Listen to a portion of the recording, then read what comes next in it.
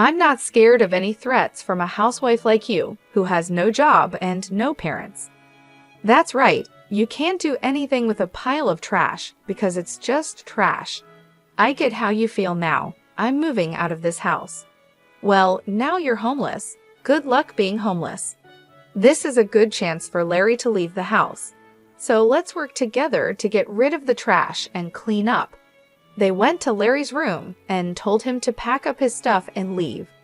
I was planning to leave by myself, but I didn't think Larry would get kicked out too. My name is Lauren. I'm 29 years old, and I'm a housewife. I recently married a man named David. He's 33 years old, 4 years older than me. At first, I thought he was mature and calm like an older man. Since he often talked about his mother, I thought he was a good man who cared about his family. But after we got married, I saw my husband's true personality. On our wedding day, my mother-in-law was very nice to me, and I thought we would have a very happy marriage. My husband asked me to live with his mother after we got married because my father-in-law had passed away a few years ago. He said he wanted to stay close to his mom. I thought my mother-in-law was trustworthy, so I agreed to move in with her. But as soon as we got married, both my mother-in-law and my husband changed. They would say, "Hey Lauren, hurry up and bring me tea," and clean the bathroom and toilet quickly. My mother-in-law would shout at me and give me orders like that. Maybe she wants to scare me, or it's just because of her age. She would call me loudly and make me do all sorts of chores. The biggest surprise was finding out about my roommate, whom no one had told me about, when I woke up the other day. I was surprised to find a man I didn't know in the kitchen. I froze, wondering who he was. He noticed me and said, "I'm Larry, David's younger brother." He introduced himself. I had never been told that David had a brother, let alone a roommate, so that was a shock. Larry is 30 years old, the same age as me. I went to my mother-in-law and asked her to introduce me to my brother-in-law. She said, "Oh, you mean Larry? Don't worry about him. He's just a reclusive ghost." I was surprised. How could she not care about her own son? She called him a ghost and said she was happy with just David. She said Larry was just a useless hermit who only went out for shopping and stayed home the rest of the time. I was shocked by her words. I felt disappointed in my mother-in-law and couldn't believe how much she had changed since we got married. It was sad to see her discriminate against her own son. I am an only child and have no siblings, so I couldn't compare. I would be shocked if my own mother said such things about me or ignored me. My parents are already dead, and I envy families that are alive and together. I hoped that at least parents and children could get along. I asked my husband about Larry when he got home from work. I thought maybe brothers could get along, but my husband was cold. He said, "Leave him alone. Just pretend he doesn't exist. He won't harm you." He said it dismissively, as if he had forgotten to mention it. I was disillusioned by how he called his own brother heir. My husband had no family memories or anything. He was just a mama's boy. I finished my chores for the day and went upstairs, feeling regret about my marriage. Then I bumped into Larry, who was just going to the bathroom. "You married my brother, didn't you?" Larry said to me. "Yeah, what's wrong?" I replied, "I'm sorry, it's nothing. But I won't say anything bad. You'd better get out of here." "What?" I asked, confused. "I'm sorry, but you should get a divorce," he said. I was a little offended and confused. I was shocked at how my husband and mother-in-law acted. I married my husband because I loved him. It's unbelievable that Larry would ask me to end our marriage after just one day. "It's none of your business. I can handle it," I said. "I'm a competitive person." "I'm sorry about that," said Larry. "I'm also sorry for my outburst," he added, bowing his head. I thought he was acting strange. Until a little while ago, I thought I understood why my mother-in-law, and I felt uneasy about the rules. He apologized so politely that I'm not sure if he really meant it. Maybe he was just trying to be nice and warn me. As I was thinking about that, Larry said, "Excuse me," and went into his room. My mother-in-law and husband say my brother-in-law is a strange recluse, but to me, he seems like a decent person who deserves respect. The next day, while I was putting breakfast on the table, Larry came down to get a drink. I said, "Good morning, Larry. Why don't you join us for breakfast?" "Good morning, Lauren. Thank you for asking," Larry replied, glancing at his mother. "I'm not eating breakfast with him." "Just get the breakfast done," she yelled at me. "It's okay," Larry said quickly and went back to his room. I wanted to apologize for my strong words yesterday, but I couldn't do it. Hey, all you have to do is housework. Don't do anything unnecessary, okay? My mother-in-law gave me a fierce glare. I was stunned by her harsh attitude. Even though I was the bride, I didn't expect this kind of treatment, and my husband's behavior toward me changed drastically. "What the heck? Today's menu is curry. You should have told me before lunch. I had curry for lunch too," he shouted. "How is that my fault? Why didn't he call me and tell me he had curry for lunch and wanted something else?" I kept my mouth shut. He continued to yell at me. "Hey, you're not apologizing. Who do you think you are? You're here to do the housework. Make sure you understand that." I was shocked and stayed silent. David didn't love me. He just wanted a housekeeper. It's terrible. How could he be so cruel with such a calm voice? They didn't care about me. They just wanted to make themselves comfortable. They were using me. Seeing them giggling and watching TV in the living room, I walked upstairs. As soon as I got upstairs, I burst into tears. Then a hand gently offered me a handkerchief. "I still think you should leave," said a familiar voice. I looked up, and it was Larry. I'm so sorry," he said. I wiped my tears in a hurry. "I'm sorry I used your handkerchief." "No, I gave it to you because I wanted you to use it," Larry said. I heard what my brother and mother said. "I knew it. They're the worst," he continued. When Larry said that, I asked him what he meant by "I knew it." Larry said he had been in a similar situation before. I asked him for more details, and he told me that my husband had promised to marry another woman before. But because my mother-in-law and husband treated her the same way they treat me now, she ran away just before the wedding. Hearing that story made me feel a bit relieved. It showed that my husband and mother-in-law were pretending to be nice before marriage to avoid scaring away the bride. I felt hopeless. How could I have trusted them? But I had nowhere else to go if my husband left me. I'm just a housewife. My husband and mother-in-law wouldn't let me get a part-time job. I can't even move out and rent another place. I didn't know what to do. All I could do was cry. Then Larry said, "If we keep talking here, it will look suspicious. Let's talk at a coffee shop next time, if you like." He handed me a piece of paper with his contact information on it and went back to his room. I was determined to get out of this house. I was thinking about how my struggle for survival had just begun. I told my mother-in-law I was going to the city office and then stopping by the supermarket on my way home. She warned me not to leave any chores undone. I made sure everything was perfect before leaving. She grumbled about not accepting it if I was late for dinner. I pretended to agree and went to the coffee shop where Larry and I had planned to meet. I told Larry that my parents were gone, so I couldn't rely on them anymore.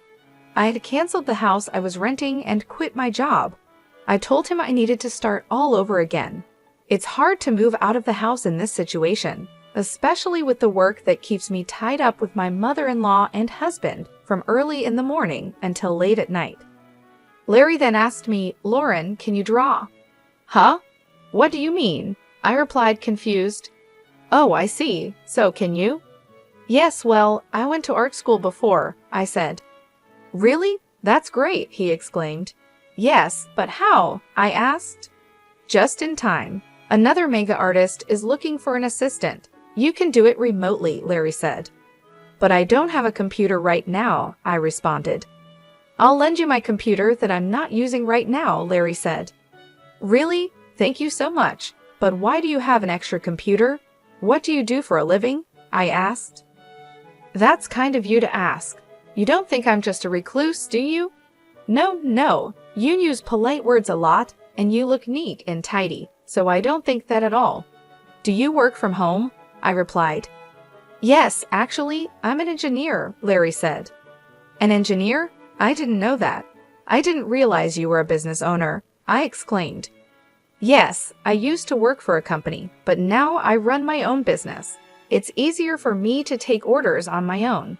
We also have web designers as employees. We only have a few people, so everything is done remotely, he explained. I see, so that's why you're home all the time. But your mother and David said you're just home doing nothing. Haven't you told them the truth? I asked. I don't see any benefits in telling those two, Larry replied. True, but if you're such a good manager, why don't you just leave that house? I wondered. Larry then shared his thoughts with me for the first time. Let's not talk about me. I need to introduce you to the manga artist, he said. Larry made a phone call right away, and soon a remote interview was set up for me. I was going to have an interview with the manga artist on Wednesday. My mother-in-law usually had lessons after which she would go out with other participants, so I could do the remote interview then. I seemed to make a good impression in the interview and got hired immediately. Considering my situation, they said they would send the hiring documents in an envelope addressed to Larry, so I was all set for the job. Next, we needed to find a place for me to stay. I have a friend who works for a real estate agency. He can give you a good deal, Larry told me. Who is this guy? He seems to have all kinds of resources. Our search for a new place to stay went well, and we were able to sign a contract for a place that met my needs. Just when everything was starting to go smoothly, I had a fight with my husband one day. Hey, where's dinner? My husband woke me up while I was sleeping in the bedroom. He was a bit drunk, like he had just come home from drinking. Dinner? It's midnight. Besides, you said you didn't want to eat because you were going out for drinks, I said. Shut up. The king is home, and you don't even get up to greet him. Now you say you didn't make dinner? You're a bad wife, so useless. His words made me really angry. Do you have any idea how hard I've been working with your mother for you? How can you act so superior to me? That's because you're my wife. A wife should support her husband, and your job is to take care of the house. If you can't do your chores, don't go against me. A wife who can't do the housework is just like trash. As my husband said this, I heard the door open. My mother-in-law left in an awkward way. You're just like trash. Larry is also trash, and this place looks like a dump. My husband sneered as my mother-in-law agreed. Yes, let's take out the oversized trash, he added. What did you just say? I asked him. He opened the drawer and pulled out a piece of paper. This is what I mean. It's a divorce paper. You're no good to me anymore. I'm going to find another wife who can take your place. That's why I'm divorcing you. Get out of my house. You're disgusting. You think your wife is just a slave. The best wife is one who acts like a housekeeper. Don't you worry about saying things like that. I hope you regret what you just said one day, I replied.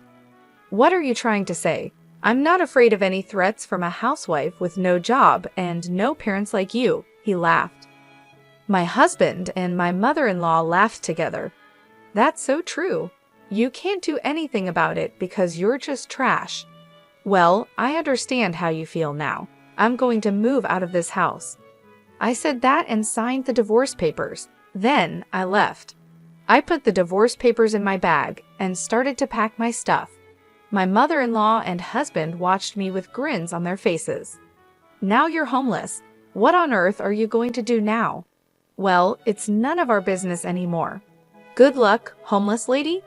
Oh, and Larry, this is a good time for him to get out too. Yeah, let's take out the trash and clean this place up. After we get rid of him, we'll tear down the wall and make it bigger and more comfortable. My husband and mother-in-law were already talking about what they would do after we were kicked out. Then they went to Larry's room and told him to pack up his belongings and leave. I was planning to leave anyway, but I never thought they would kick Larry out too. I kind of regretted letting my emotions take over and having a fight with my husband. I'm sorry, Larry. It's my fault. No, don't worry about it, Larry said. I already realized I can't live with them anymore. Besides, I have other things I'm interested in. Maybe it was lucky we had that fight, he smiled. It seemed like Larry wasn't bothered by leaving, which made me feel a bit better. 5 days later, on Wednesday, when my mother-in-law was out of town, Larry and I called a moving company and moved out. After we finished moving, my mother-in-law called my new place. "Don't worry, we have already left," I said. "Larry came with you, didn't he?" she asked. "Yes, we moved out together." "I'm glad I don't have to see you guys anymore," she said happily and hung up. But what she didn't know was that Larry and I were planning revenge. I managed to move my belongings and start a new life just in time. Thanks to Larry, I got a lot of money for my husband in the divorce. Larry had recorded what my husband and mother-in-law said during the fight. Their words were considered harassment, which helped prove the divorce was my husband and mother-in-law's fault. I was able to claim a lot of money as revenge on my husband. Larry's friend, a lawyer, helped me get the alimony. My husband was shocked and accepted the payment. I was really grateful for Larry's help and decided not to mention it anymore. A few days later, I got a lot of phone calls from my ex-mother-in-law. It felt like a demon knocking at my door. I realized I had forgotten to block her number, so I had no choice but to answer the phone. "Lauren, where are you?" she demanded. "There's no way I'll tell you that. We're strangers now," I replied. "Please don't say that," she begged. "I'm calling because, where's Larry?" she asked. "Huh, why are you asking about Larry?" I replied. "I'm looking for him, but I can't reach him anymore," she said. "That's too bad. Maybe he doesn't like you anymore," I said, trying to provoke her. Then someone else took the phone. "Don't be silly. You two moved out together. You must know where he is. You're a bunch of jerks." I did know where Larry was, but I wasn't going to tell them. "I'm afraid I don't know. You'll have to find him yourself," I said. "Where the heck are you anyway? You don't have a home, a job, or a place to live. If you're willing to beg, I might let you come back, but you'd have to be my housekeeper," she said. "Who's coming back to you? I have a job and a place to live. I'm not going back to you," I replied. "That's a lie," she shouted. My ex-husband was surprised because he didn't know I could get everything sorted out so quickly. I didn't bother to correct him. "Please don't call me again. If you call me or come near me, I'll call the police," I said, and then hung up the phone. I blocked my mother-in-law's number right away. I had already blocked my ex-husband's number. They were so panicked because they had just realized something important. They thought my father-in-law had left them a lot of money, but it was Larry who had been sending money to his mother's account every month. My mother-in-law thought Larry was just a lazy person with no job. They couldn't believe that the bank had divided my father-in-law's inheritance. When Larry was kicked out of the house, he stopped sending money. That's why there were no more transfers at the expected time. They must have finally realized who had been providing the money, but it was too late. Larry had already cut ties with his mother and brother. My ex-husband had no money to pay alimony, and my ex-mother-in-law was living off the money Larry sent every month. If the money stops coming in, she's going to be in a lot of trouble. Well, they both got what they deserved. I don't feel sorry for them at all. By the way, Larry bought a nice apartment in New York and is living there comfortably. Why is he so rich? Why did he send money to his parents and stay there all those years? It's because he made a promise to his father. Unlike his mother, Larry's father loved him a lot. Even though his mother and brother treated him badly, he stayed because of his father's wish. His father told Larry, "You may not like your mother and brother, but they are important family members to me. So after I pass away, please take care of them too." To keep his promise to his father, even though he was bullied, Larry secretly sent money to support his mother and brother.